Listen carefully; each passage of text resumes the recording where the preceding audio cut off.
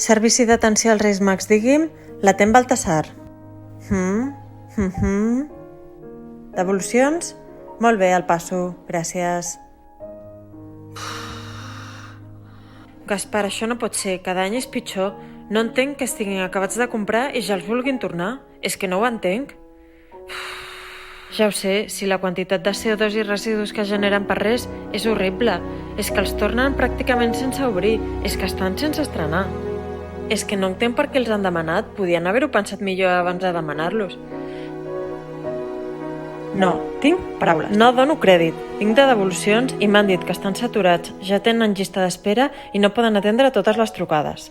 Però quan es donarà compte la gent del que realment és important?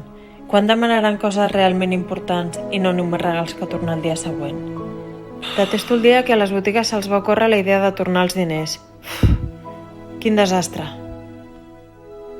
L'any que ve hem d'aconseguir menys consumisme desmesurat i més regals amb cor, vale?